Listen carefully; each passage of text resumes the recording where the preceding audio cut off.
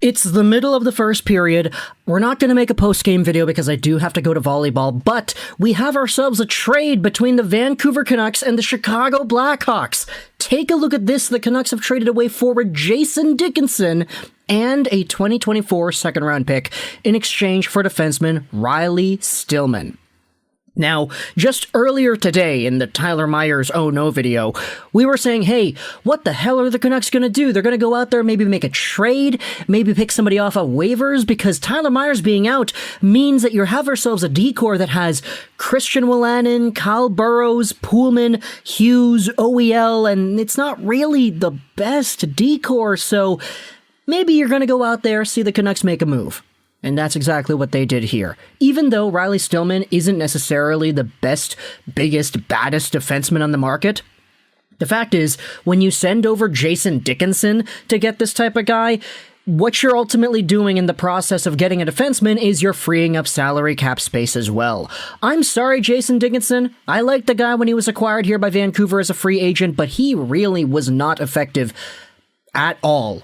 Period. At all. Not really effective as a Vancouver Canuck. And the $2.65 million a season definitely is significant enough to warrant being traded away in a cap dump type of move. He's making that amount of money as an AAV until 2024. Last season, Dickinson had 11 points in 62 games played for the Canucks. It honestly felt like he had a lot less. Or fewer. That's the proper word to use in that context, isn't it? But Dickinson, really, for what he was supposed to be a two-way capable face-off winning penalty-killing guy. He wasn't that. He didn't produce. He didn't really do anything well defensively with the team. And in the preseason, you definitely saw that Dickinson was being outplayed by guys like Nils Åman, for example, who was in the lineup for Vancouver against Arizona as I'm speaking right now. In return for Dickinson and a second, because the second-round pick is going over to Chicago as well. You can't forget about that. It's a pretty expensive price to pay for a cap dump, to be honest. But the Vancouver Canucks are getting Riley Stillman. He's young, 24 years old. He's a left-handed defenseman, and he's making half the amount of money that Dickinson is making. He's making $1.3 million a season until the end of 2024.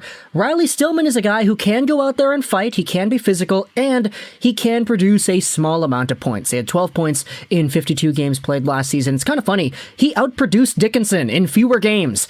That's crazy. So the Canucks are getting themselves a younger, better player who happens to be a D-man. Sure, he's a left-handed D-man, so this isn't necessarily what the Canucks needed, per se, with Tyler Myers getting removed from the team via injury.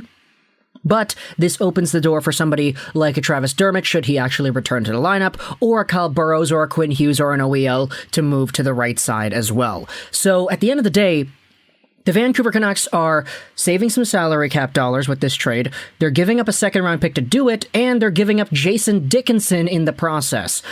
You could definitely say that the Canucks overpaid to get a player like Riley Stillman, but at the end of the day, I mean, what's $1.3 million of salary cap savings worth to you? Is it worth a second-round pick? Plus, the fact that the Canucks actually needed a D-man, it makes more sense to me why they did this rather than them skipping out on this sort of move. It's just kind of crazy that this happened in the middle of a game. Like, they're playing Arizona right now, and I'm gonna go to play volleyball. So I had to squeak in this video here. Talk in the comments your thoughts about the Vancouver Canucks trading away Dickinson and a second. It sucks to see the team giving away second-round picks like they had been before, but this is, I guess, the price to pay for acquiring a team that Jim Benning had at his fingertips in the past. Jason Dickinson, everybody. I remember making the video talking about how when he was acquired, I was in the London drugs or whatever it was, and I had to step outside to record a vlog, and I was like, yeah, this guy's going to be really good, but no, he wasn't. Now it cost the team a second-round pick to move him, eh? That sucks. Talk in the comments your thoughts. I hope you enjoyed this Juraj 99, and bye.